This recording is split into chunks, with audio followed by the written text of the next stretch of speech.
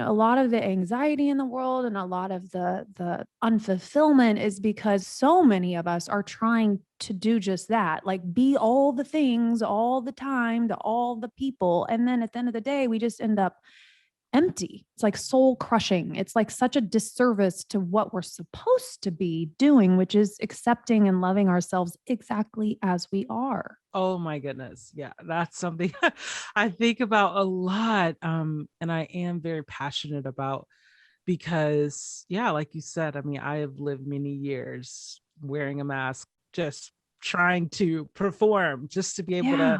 keep up in society. And yeah, I do think, and some level, like you said, we all are dealing with that. And one thing that has been a huge help for me, um, and even just like emotionally regulating through the day Mm-hmm, mm-hmm. and finding peace in the day is having something that I can turn to daily that makes me feel like a kid again. And for me, I'm grateful that I have art. And if you look at my art, a lot of it's really simple. I mean, I literally sometimes I'm just scribbling circles. So it doesn't have to be anything advanced.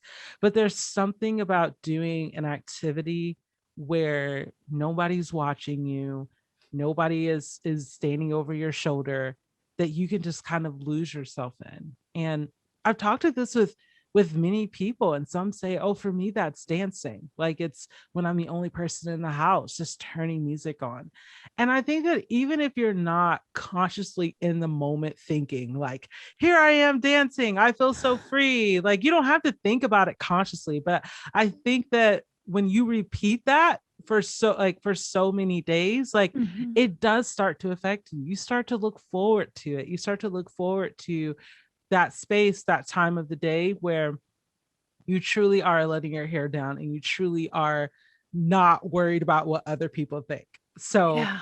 because I have spent so much of my life worried about what other people think, worried about how I fit in socially, and having anxiety because of that, I crave those spaces. I Mm. crave that. And I mean, I have a little one, but even before I didn't, like I keep crayons in the house. I keep them out. I keep them around because for me, just seeing a crayon takes me back to that place. And I think that we all have little things like that. Like maybe you like to play with rocks as a kid. I don't know. Like Mm. maybe go outside and find some rocks and just sit them up on your counter or something. Yeah.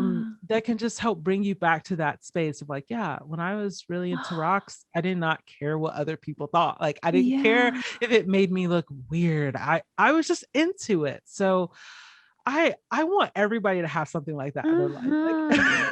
Like I'm gonna go out and buy crayons. That's such a great idea yes. to just have them around. It's so funny. You make me think of my son who is 20, still lives at home, but he's in college, and he will not get rid of his Legos. And and sometimes I just a little worried because I'm like, he has so many friends come over and he's got this shelf full of Legos. And I think of that movie 40-Year-Old Virgin. I'm like, oh my God, he's still got all his Marvel and comic stuff.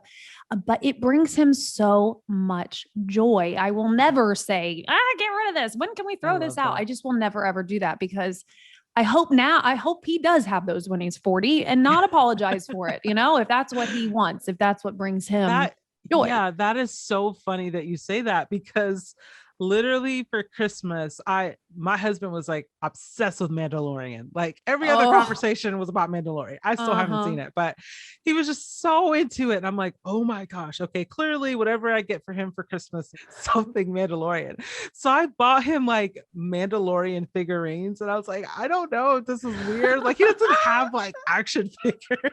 But I bought him action figures. And seriously, of all the Christmas gifts I've ever bought him, he was like the most happy about. And I think that's what's cool about gifts is because sometimes we don't even give ourselves permission to be a kid and buy ourselves Mhm. things that might be silly or impractical. But it's like, yeah, we all have those little things that even if they just sit on the shelf and bring us joy. And I think those are important. So yeah, I love that. I love that too. I hope everybody listening goes out and like returns to something from their childhood and like incorporates it into their life somehow. That's really, really good advice.